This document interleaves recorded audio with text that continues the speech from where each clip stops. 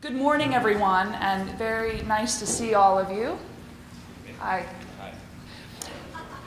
This is actually a really cool idea, and I'm so excited that we have the opportunity to share a little bit about what this adventure has been like as I started my first teaching career, I guess, or expedition at the University of Findlay. It's really been an amazing time. And to tell you the truth, I was nervous because I really wasn't sure what to expect when I walked in on the first day. But these students are absolutely phenomenal, and the university should be very proud about what they've done with this crew. They've been great. So, like we start off every class, I figured we'd start off today with the same way. And we start off every class with a question. And it's basically a question of the day. And gosh, it's ranged from things like, what's your motto, right, Andrew? That's a good one. Your life motto, to what's the worst thing you ever did in school? And it really just kind of gets the creative juices flowing. And we've actually learned a lot about, I think, each other. And it's been fun. And I try not to participate because I'm not sure I want everybody knowing what the worst thing I did in school was. But it's really been good. But this is really our last opportunity, other than our presentations that we're going to have in the next week, to really talk about our question of the day. So, question of the day. Jenna, you ready? Okay, question of the day is, why did you choose UF? Because of the small comp program, the one-on-one. One-on-one. Very good. Lauren? I chose UF because it made me feel like first instead of the number. So in the intimate setting, definitely the home feel and landscape. Very good. Roro? It's close to home, up from Lima, so my family is able to come out to visit, and I have a scholarship for my son. Very good. Sarah? I felt like home the first time I stepped on campus. Very good. Jamie? Why'd you choose UF? They're always so very attentive. Because my twin brother went here before me, and I like this campus better than Ohio State, because I felt like somebody. Sierra?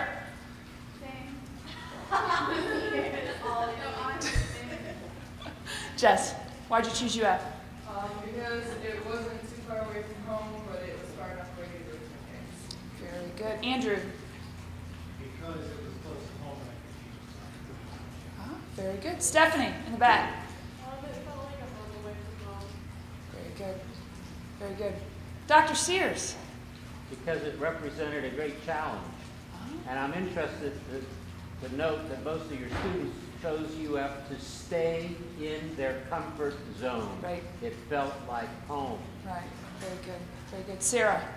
I'm also from Lima. It's very close to my home, and then there are so many opportunities. I'm a trumpet player, and I could still continue music and not be committed to a music major, and so many other opportunities. Devin? I actually chose it because it wasn't a comfort zone. Yeah. I live 2.5 hours away. So it was actually just getting on my element, and the scholarships are very Very good. Riley? Head baseball coach, Troy Bear. Good man. Troy Bear. Gary Russell, good. Very good. Andrew?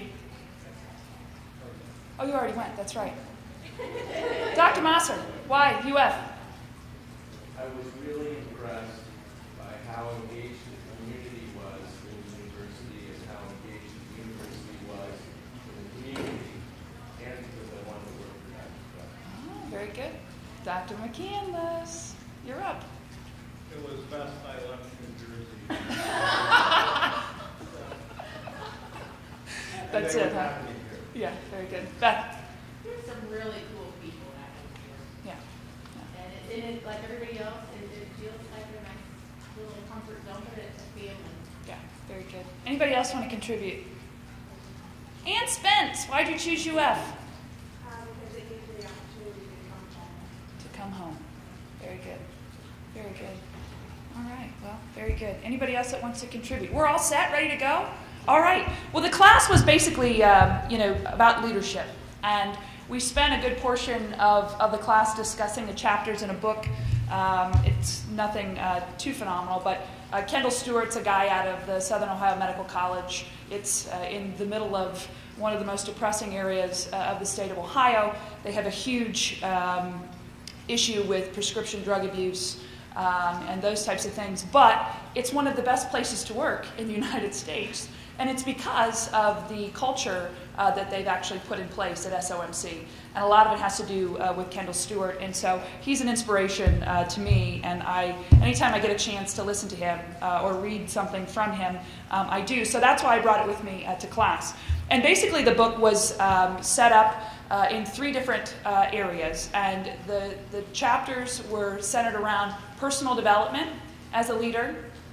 We also talked about how we deal with others, the best way to deal with others, which was always very interesting, good conversations.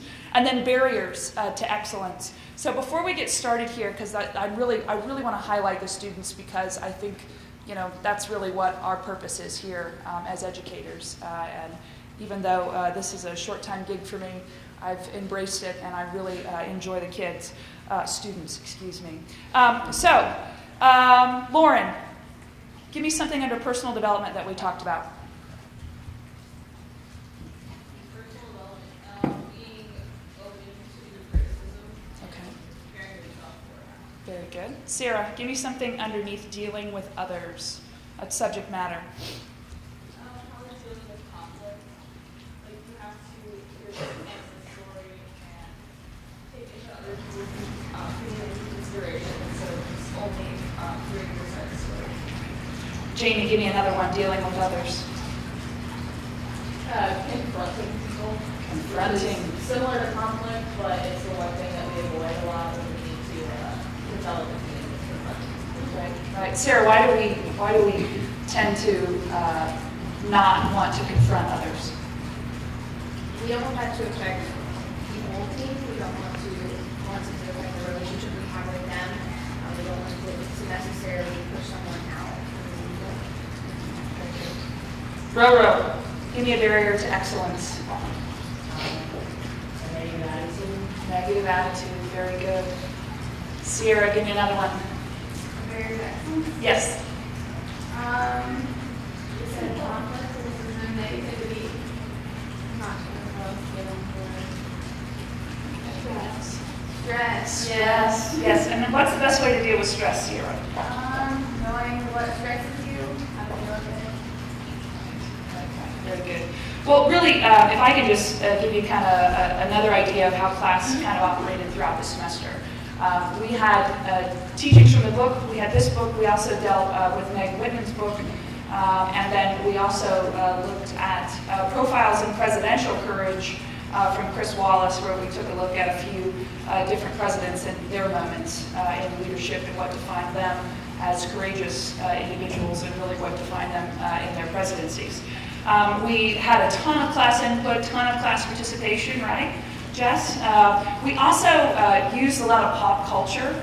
So you're going to see a couple clips here before we get started, just exactly what that means. And then we also had an opportunity to kind of engage other leaders in the community.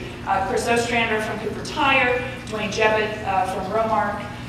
We had a great time. We had some individuals, Lieutenant Ring from the police department. It was a good time at Whitehall. But I wanted to show you kind of how we started off the class. We had a couple key videos that were really cute. And really, I can't take credit for this. Paul Wurstel showed these to me a long, long time ago. And I'll give you just kind of an idea of how this works.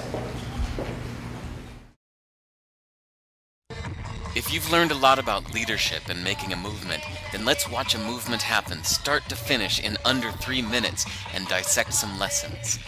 First, of course, a leader needs the guts to stand alone and look ridiculous. But what he's doing is so simple, it's almost instructional. This is key. You must be easy to follow. Now here comes the first follower with a crucial role. He publicly shows everyone else how to follow. Notice how the leader embraces him as an equal. So it's not about the leader anymore, it's about them, plural. Notice how he's calling to his friends to join in. So it takes guts to be a first follower. You stand out and you brave ridicule yourself. Being a first follower is an underappreciated form of leadership. The first follower transforms a lone nut into a leader. If the leader is the flint, the first follower is the spark that really makes the fire. Now here's the second follower. This is a turning point. It's proof the first has done well. Now it's not a lone nut and it's not two nuts. 3 is a crowd, and a crowd is news. A movement must be public. Make sure outsiders see more than just the leader. Everyone needs to see the followers, because new followers emulate followers, not the leader. Now here come 2 more people, then 3 more immediately. Now we've got momentum. This is the tipping point, and now we have a movement. As more people jump in, it's no longer risky. If they were on the fence before, there's no reason not to join in now. They won't stand out, they won't be ridiculed, and they will be part of the in crowd if they hurry. And over the next minute, you'll see the rest who prefer to stay part of the crowd, because eventually they'd be ridiculed for not joining. And ladies and gentlemen, that is how a movement is made. So let's recap what we've learned. If you are a version of the shirtless dancing guy, all alone, remember the importance of nurturing your first few followers as equals, making everything clearly about the movement, not you. Be public, be easy to follow. But the biggest lesson here, did you catch it? Leadership is overglorified. Yes, it started with the shirtless guy, and he'll get all the credit, but you saw what really happened. It was the first follower that transformed a lone nut into a leader. There's no movement without the first follower. See, we're told that we all need to be leaders, but that would be really ineffective. The best way to make a movement, if you really care, is to courageously follow and show others how to follow. When you find a lone nut doing something great, have the guts to be the first person to stand up and join in.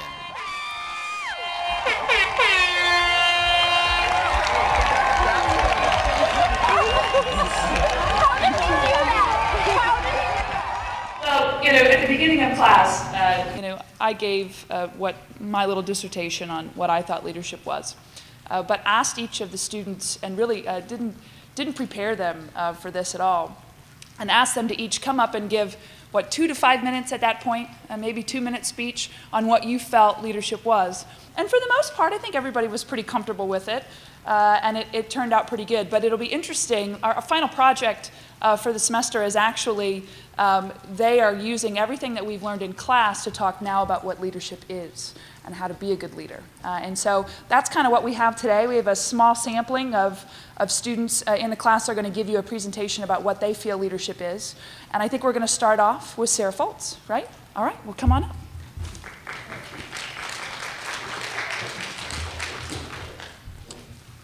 Good morning. It's like 8:15. First off, like she said, I'm Sarah Foltz. A little bit about me. I'm a junior public relations major. I do quite a bit of random things on campus. Essentially, it all kind of ties together. If you don't know, I play trumpet, like I said earlier. I'm a student assistant for the bands, so I'm a face for that. I do campus program board. If you don't know what that is, that's the main source for entertainment here for the students as well as Findlay community. And I've served as PR chair for that for a couple years. Public Relations Student Society of America on campus. I will be going into my 2nd year as president of that organization, and we have plenty of members here actually, and we have grown a lot since my freshman year, and I think that's awesome. And then I do a couple other things, but through all those experiences, I've kind of learned a different aspect of leadership. And to start, when I think about presenting to you what I think leadership is, I can't help but to think about motivational quotes and success stories and those cliche pep talks saying that you can do it. And here, I think every term of leadership, leading, leader, led, are all terms that have drastically changed in my life over the past 5 years. 5 years, if I was standing up here, I wouldn't be standing up here. I would not have the guts to be up here and talk in front of probably 5 people. And is that wrong or surprising in any way? Probably not. I say that because public speaking is only a small portion of leadership, and you can be a leader standing at the face of your organization, your team, your company, anything, and you could be on the very bottom and leading a huge majority of your team. Please raise your hand if you've ever sat in a classroom or at a conference and had to just list off every trait that you can think of leadership. I know I've done it. I know we did it in class. And, you know, that's when you think of all those, well, first, you think of all those general terms that you think of, like communicator, being trustworthy, being accountable, being empowering, respectful, assertive, efficient. And then you get to the end of the list and you just kind of have those delays before someone can think of something else. The list really does go on, and it's safe to say that there's such a huge spectrum of traits, because I would say that a leader has to fill in an equation. Everyone has a different equation, and everyone has a different variable that fills in those spots to make them them. Although it's impossible to sum up a leader in 7 minutes, a realization that a leader should have is that no one is going to lead the same way that you do. Throughout my time here at UF, like I've said, I've gotten involved in a number of extracurricular activities and held leadership positions as well as jobs that require an ability to communicate with others as well as a lot of other traits. I've learned many things about myself as a leader, and overall, in the past 3 years here at UF, I am 99% positive that this was possible because I dug into new things and gained new experiences. Between my experience as an officer in multiple student organizations, an intern both on campus and off, a student assistant, peers to others, and of course, a student in Lydia Mihalik's senior seminar class, I think I've finally come to understand leadership a little bit better.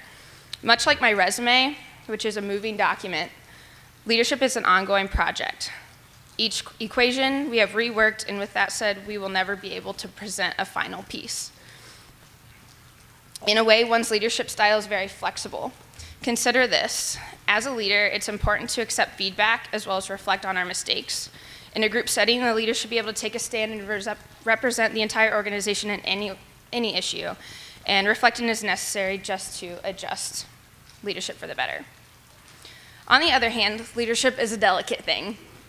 Neglecting to follow through for plans, not holding yourself or another person accountable, and breaking established trust can bring your leadership to a halt.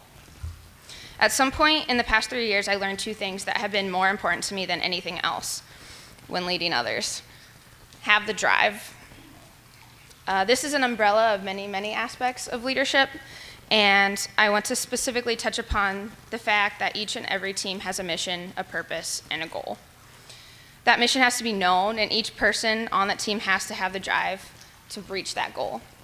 The leaders are the ones who have the pep talks and the readiness to encourage the entire team to push forward. Once the motivation and drive is lost, pulling that stick out of the mud is so difficult.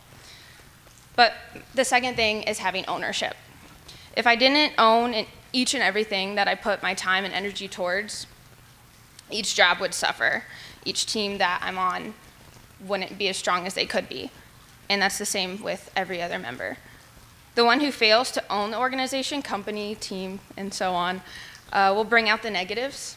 And like many of the things that Lydia taught us, every person is basically good, and you want to get out the negative Nancys. And at the end of the day, even being the one to admit that, you know, maybe I'm the negative Nancy in the group, it's the strength for you to remove yourself and put that person that can make the team strive in that spot. If you remember, a few minutes ago, I mentioned being able to be the one that gives the pep talks. Here's my mini trial for you. The only difference is that all of you are creating a pep talk for yourself. I think everyone received a slip of paper, and okay. On this piece of paper, my motto would be own it. And you don't have to complete this now or anything, but when you have the chance to fill this out, think of a team that you're on, think of something that's important to you, and create a goal for both your team and you as a person. Write out what your drive is. In other words, why are these goals your goals? And how are you going to drive there?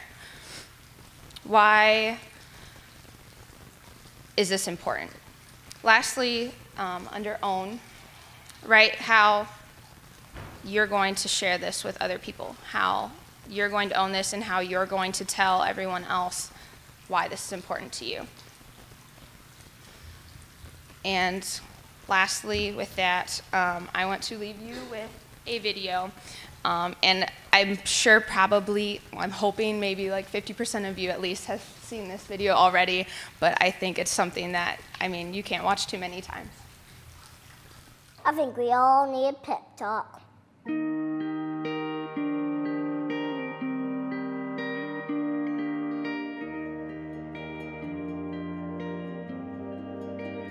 The world needs to stop being boring. Yeah, you. Boring is easy. Everybody can be boring, but you're gooder than that. Life is not a game, people. Life isn't a cereal either. Well, it is a cereal. And if life is a game, aren't we on the same team? I mean, really, right? I'm on your team, be on my team. This is life, people. You got air coming through your nose. You got heartbeat. That means it's time to do something.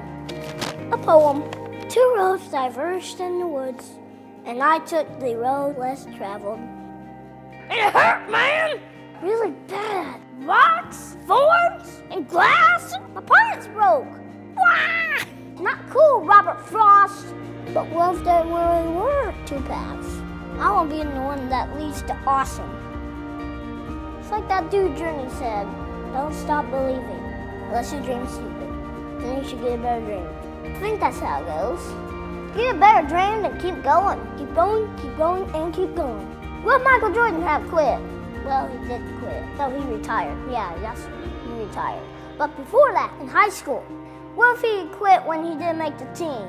He would have never made Space Jam. And I love Space Jam. What will be your Space Jam? What will you create will make the world awesome? Nothing if you keep sitting there. That's why I'm talking to you today. This is your time. This is my time. It's our time. We can make every day better for each other. If we're all on the same team, let's start acting like it. We got work to do. We can cry about it, or we can dance about it. We were made to be awesome. Let's get out there. I don't know everything. I'm just a kid. But I do know this. So everybody's doing to give the world a reason to dance. So get to it.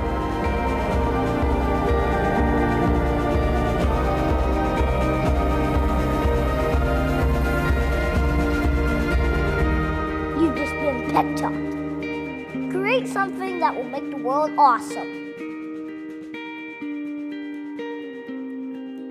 Play ball. Thank you. Thanks.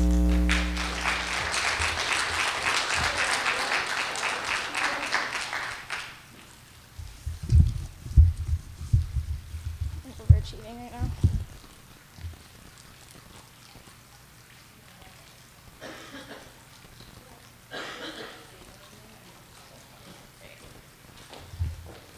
Good morning. My name is Devin Marty, and just to tell you a little bit about myself, I am a senior political science and journalism major here at the University of Findlay.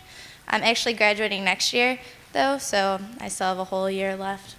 In the beginning of this class, I really didn't know what to expect. I just knew that the mayor was going to be teaching it, which I thought was really interesting just because I am very into politics.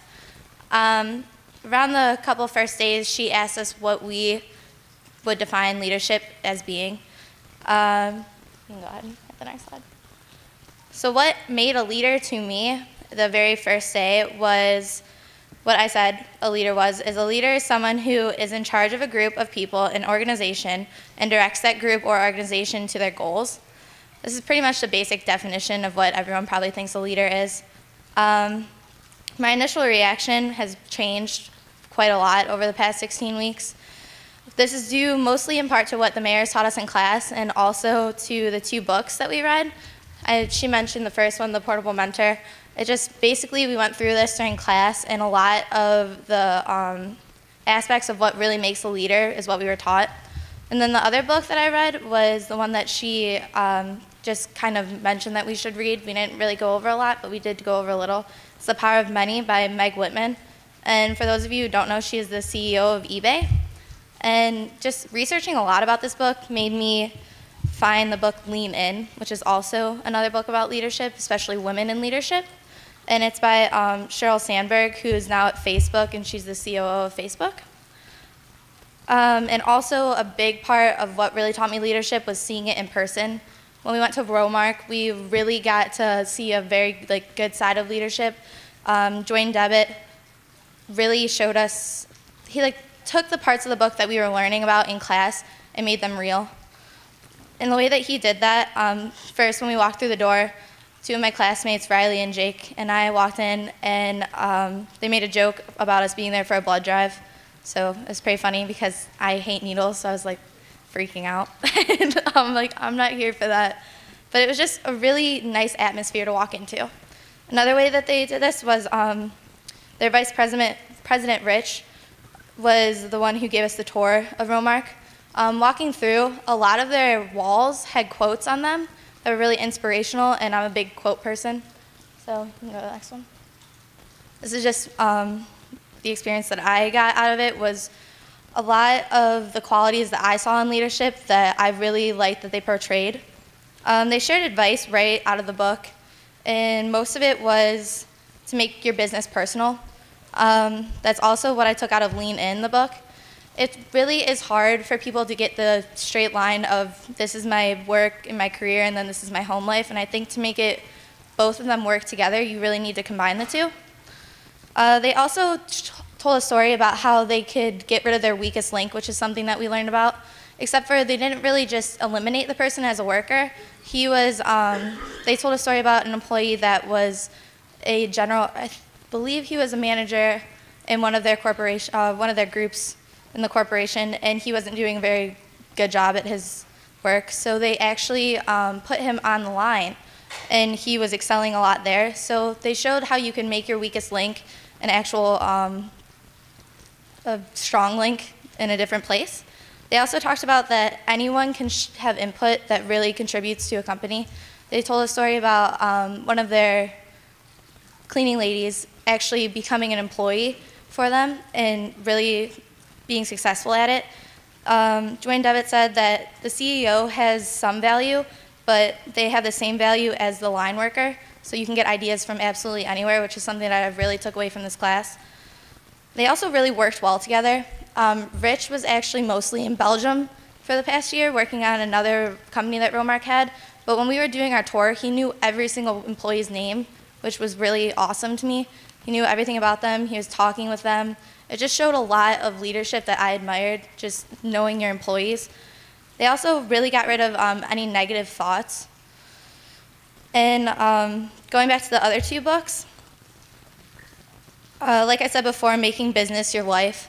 Not so much in the way that you're one of those people that never leaves, never leaves work and makes your whole career your life, but just intertwining the two, making them so personal that you succeed at both. Women in leadership is something big that I really believe in.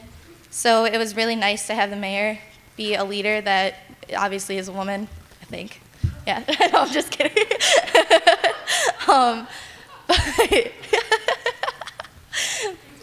Yeah, I know. But it's really nice to be able to look up to someone and see that how far women have come, and that's what Meg Whitman and Sheryl Steinberg really taught me in their books. Also in their books, I learned a lot about how you need to lean into your careers. You also need to be, at Facebook, Sheryl Steinberg talked a lot about how they have an open atmosphere. You really need to be able to ask for feedback from your employees. This way you just are hearing from everyone and knowing what you're doing right or wrong. I think that's a big aspect of leadership, and very open to everyone's views. This is how I feel about leadership now. Basically, the past 16 weeks, we've learned what makes a good leader, what makes a bad leader. And to me, a good leader is someone that, yeah, can take credit for everything that's going on, but they mostly credit their employees. I think that's a big part of it. And also, they take most of the blame. As myself, I really attribute people who take responsibility for their actions. And I think that a leader should take responsibility for their organization and their group that they are leading. Also, out of The Power of Many by Meg Whitman, and what Lydia Mihalik told us, one of the first days, is that we should believe that people are genuinely good. We should also try to be authentic. There's no better leader than the one that you create out of yourself. You should try to be yourself at all points in time throughout your leadership. But you should also use your resources, which is another thing that we got a lot out of this class, was making more connections, especially the connection with the mayor. Be accountable, like I said before. Show that you're responsible for all of your results, but also give credit to your team. And then focus on your distractions. That's probably one of the biggest things that we learned, was how to cut out our distractions, know what is good and what isn't. You can hit the next one. This is basically what I think that makes a good leader. It's not really focusing all on the leadership, but all the other aspects that will make you succeed. Like, your teamwork is so important, just building a good team. Another thing was to be brave. Know what you can and cannot do, but also do what scares you. And this was from the book Lean In. The biggest aspect that I took away was, what would you do if you weren't afraid? So as a leader, you should really strive to know your limits, but also know that you can pass most of them just over time. And so I want to leave you all with is, what would you do if you weren't afraid? Thank you.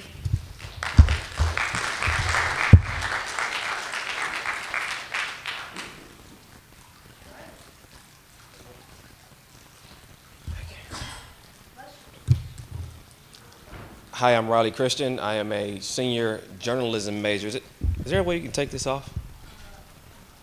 Can we? Yeah, I actually do. I like to get comfortable when I'm speaking. All right. I think that you can only like. That's fine. I won't go very far. Okay.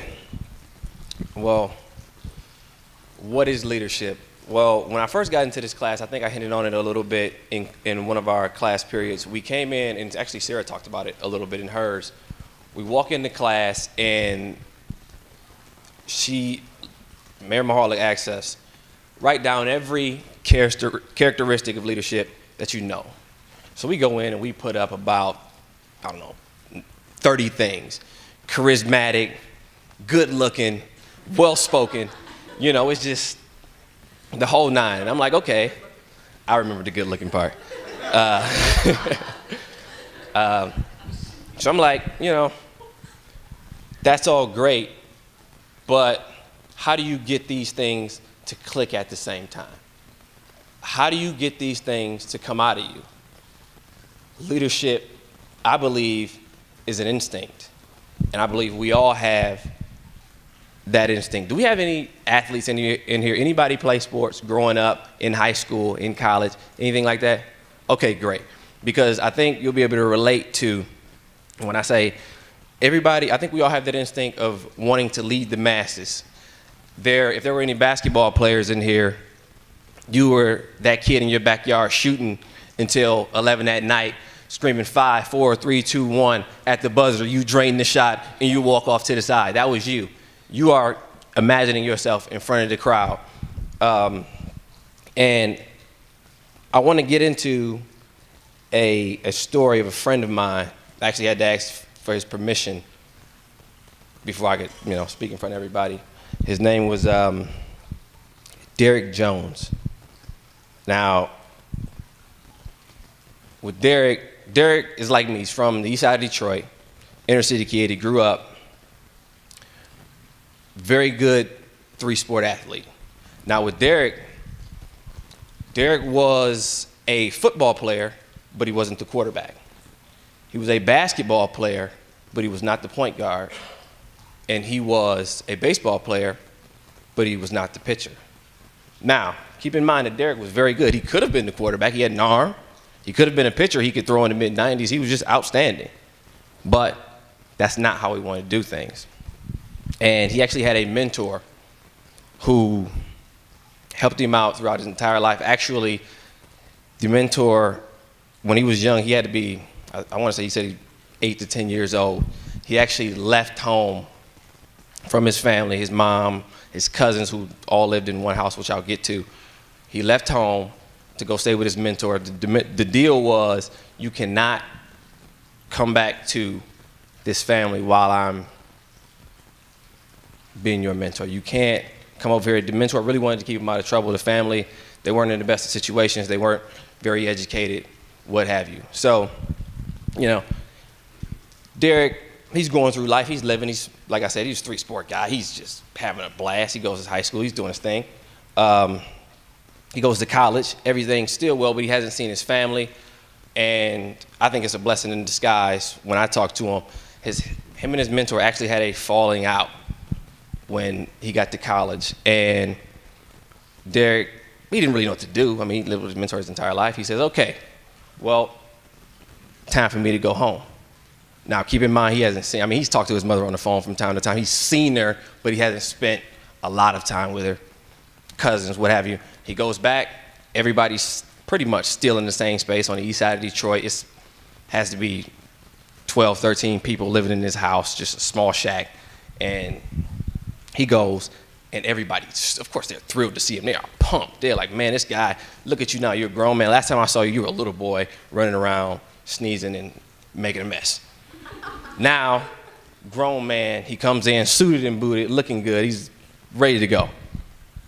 But everybody's asking him to do something. Everybody's pulling him every which way.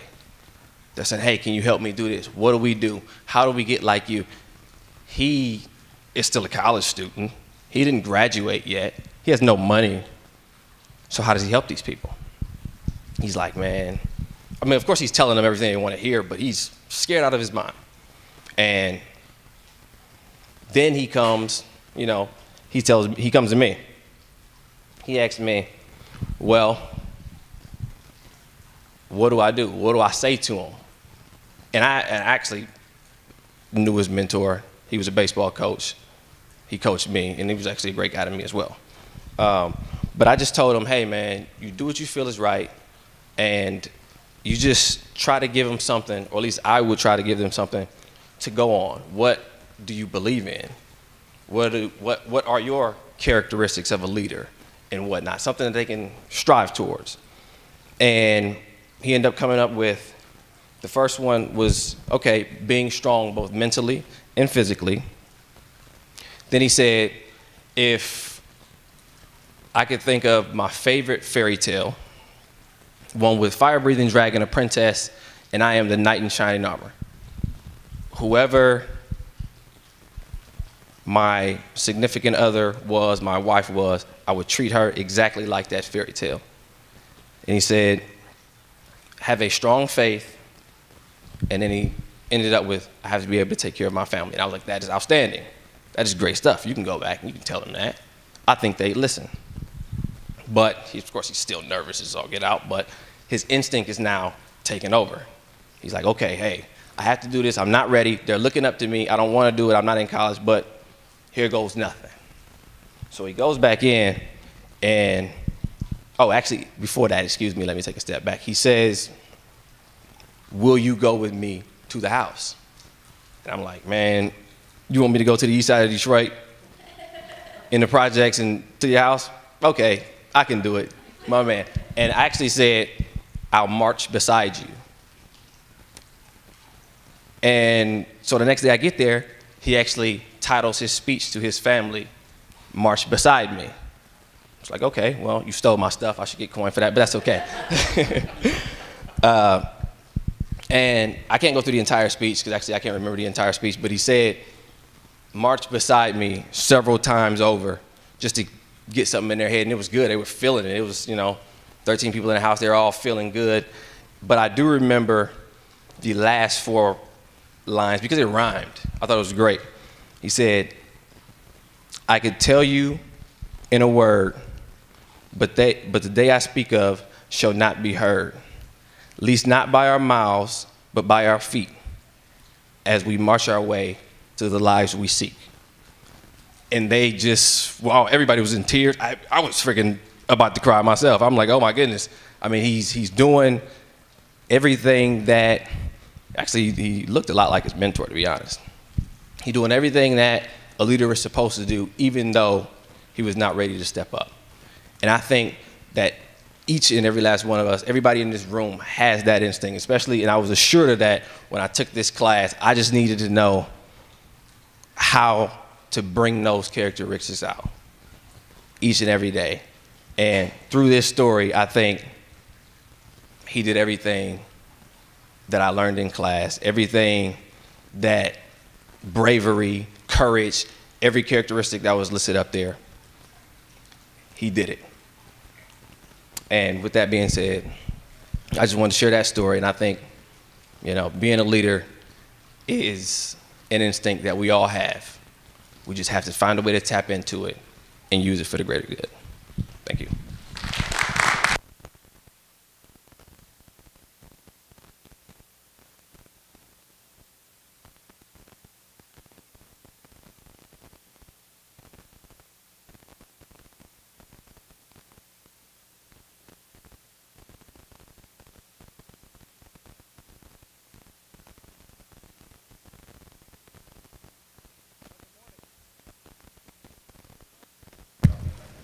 Good morning.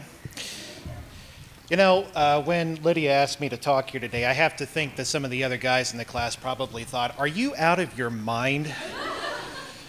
Because I have a tendency to be candid, frank, to the point of being somewhat blunt. And I promise that today I will keep it G, or PG-13 anyway. So. All right, well, effective leadership can come in many forms. Sometimes it is in the form of a mentor or a sibling. And for others, it's in the form of some nationally known example. Or if you're like me, the form of somebody from history. I often read biographies, and mostly because I find a person to be interesting, or I'd like to know more about what makes them interesting, at least in my mind. I've researched presidents. I've researched presidents, businessmen, innovators, world leaders, athletes, and everything. And people from all walks of life. See, this is why, okay, you're holding, you don't want to, we're going too fast. See, this is the problem when you're trying to do these sort of things like this, but you go way too fast. There we go. Anyway. People from all walks of life. You'd be surprised at where you can find examples of pure leadership. Yeah, okay, anyway, for this presentation, I want to focus on one entity that I've come to believe provides us with a good template for effective leadership, which is the Mission Control Center down in Houston, Texas. Since the beginning of the U.S. space program, Mission Control has been made up of teams of men and women who are educated, dedicated, and committed to a common, if not entirely dangerous goal, which is the exploration of outer space. And in order to achieve this, Mission Control incorporates several foundations which govern the work culture. And I have these foundations hanging up in my office, and so when I was working on this speech, I was struck entirely by how many of these same foundations were similar in nature to some of the things that we've discussed in this course. All right, so the first one is discipline. It's being able to follow as well as lead, knowing that we must master ourselves before we can master our task. An effective leader cannot exist without people following their directives. And to be an effective follower is to contribute as much, if not more, than everyone else, and to push the team just as hard as the leader does. It is also to understand that you're not in charge, and accept that. Competence. There being no substitute for for total preparation and complete dedication. For space will not tolerate the careless or the indifferent. If you want to achieve greatness, you have to dedicate yourself to understanding how to achieve that goal, and then to work towards it. Everyone is graded on their own merits, and those who lack competence, drive, and determination will ultimately bring down a team. Confidence. Believing in ourselves as well as others, knowing that we must master fear and hesitation before we can succeed. And this is an essential key towards effective leadership, because there is nothing that can bring a team down faster than a lack of confidence, both from the team itself and from the leader. Responsibility. Realizing that it cannot be shifted to others, for it belongs to each of us. We must all answer for what we do or what we fail to do. If you fail to achieve your goals, you are the one who is ultimately responsible. And as a leader, you are responsible for the performance and actions of those who work for you. You set the culture and you create the environment. Toughness. Taking a stand when we must, to try again and again, even if it means following a more difficult path. Only finding the easiest solutions can sink a team and create an environment which is not conducive to effective teamwork and success. And yes, there are times when it is necessary to evaluate strategy, pinpoint mistakes, correct them, and try again. So right now, I just want everybody to sort of think. Right now, in your mind, think of all of the great leaders of history, or somebody you consider to be an effective leader. Now tell me, did any of them succeed or get where they got in life without failure? No, because everybody has to live through failure. Teamwork. Respecting and utilizing the ability of others, realizing that we work toward a common goal. For success depends on the efforts of all. It is not one or two people, but rather a collaborative effort by all. Effective leaders involve everyone, and eliminate those who do not contribute. Now, the final one, which I've added, which I think is essential more than anything else, and it wasn't exactly on the foundations, but I believe it should have been, and that would be respect. Having it in ourselves and others. There is no greater detriment to success in a team or a leader than having a lack of respect for each other and what we bring to the table. It must be earned both from a leader and a follower, and once it's earned, it should be honored. And finally, the statement ends on two notes which I think all effective leaders share. First one is to always be aware that suddenly and unexpectedly we may find ourselves in a role where our performance has the ultimate consequences. Now, if you're in mission control, obviously this could mean somebody's death. But even in a setting such as the city of Findlay, where your decisions will affect where people go in the event of an evacuation, or as a student leader, where your decisions will affect what kind of grade you have on a final assignment. Our decisions do have the ultimate consequences, and we need to understand that. And finally, to recognize that the greatest error is not to have tried and failed, but that in trying, we did not give it our best effort. And frankly, this is something that I fail to live up to every day, even though I try. It's something that I would consider to be one of my pitfalls. Sometimes you just don't give it your best effort, and that is the ultimate failure. So no matter what you do, give it your best. Even if it isn't enough, give it your best, because then you can walk away with a level head. Some of us are getting ready to graduate, and for all of us, I hope anyway, that's the final goal at this institution. Applying effective leadership tools and principles in whatever endeavor you find yourself in is essential. Believe me, it is necessary for there to be success. The world is calling for effective leadership, and it's time for us to answer. Thank you.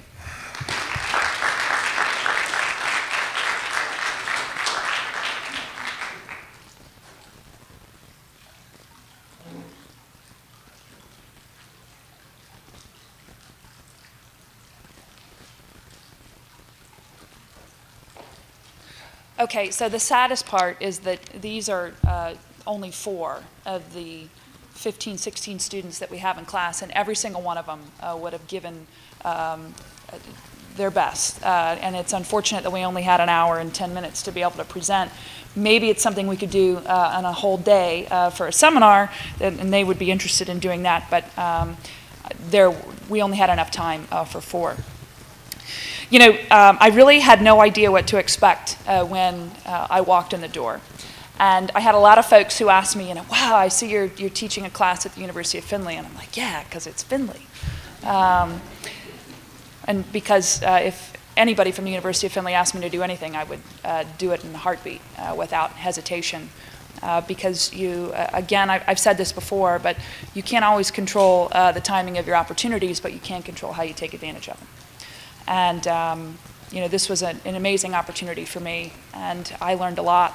And they would ask, so what's it like to teach students? And I said, well, it's absolutely amazing. It's a wonderful experience, and I think I've learned probably just as much from them, hopefully, as they have learned from me throughout the last 16 weeks. Gosh, it's gone by so fast. I want to hold on to them. I can't imagine the folks who actually get to teach on a regular basis, how they let go and accept the next batch. So teaching for me really has been an accomplishment, in my opinion, because these guys are absolutely phenomenal. There's a reason why we need leaders in life, and I want to show you one of the last videos of the presentation, and I think hopefully they'll bring some levity to the situation.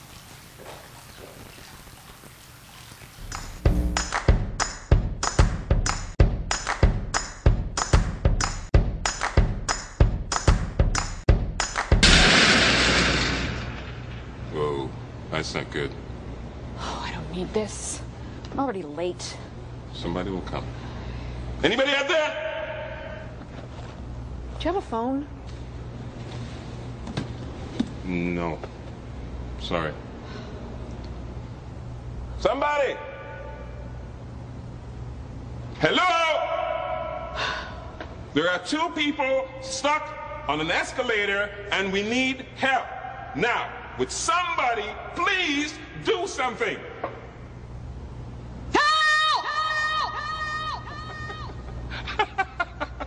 I don't believe this. You gotta be kidding me. I'm gonna cry. Well, there's not enough left to do, is there?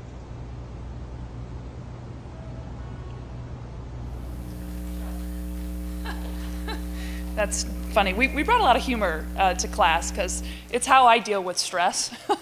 And I think well, those are some interesting pictures. You know, we did have an opportunity at several different times to look at different instances within just the last few weeks of my... That's funny, Jamie, isn't it? It's just very awkward. Nobody got time for that, that's right. But there were several instances where I was going through something, maybe in the Courier or something else, and we would talk about the situation and how best to deal with it. And last week, I think I saw a tweet. You know, I've got this great group of citizens in Findlay, and I don't know that they're very big because I really don't know who they are. But they're titled the Citizens for Findlay, and they have a Twitter account. And they had taken a picture of the newspaper ad that the university had put together about this particular talk. And they had taken a picture of it, and this was their tweet. Those that can do, and those that can't teach. And first of all, I got really angry. Because I thought, well, what a slap in the face of every educator in the world.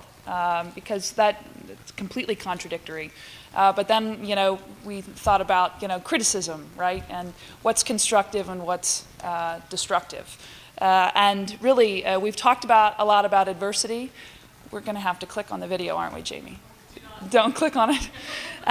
But we've come to talk a lot about adversity and how to overcome it and how to deal with certain situations in our life. And really, I'll leave you with this because this has really been phenomenal. These students are absolutely amazing. They are going to definitely continue on the mission that the University of Findlay has set them on. And I think, hopefully, we have equipped them with the right tools to lead not only productive careers, but productive lives as well. And I chopped up that mission. But the fact of the matter is that it's not those that can do and those that can't teach. It's that those who teach choose to help others. And if there's anything that we've taken out of this class, it's that making those around you better is definitely the right path to choose. So these guys have been great. I appreciate your attention, and we've got one more class left, and then which is just amazing. Where did the time go? Yeah, and we're looking forward to the rest of our presentation. So thank you very much for your attention this morning.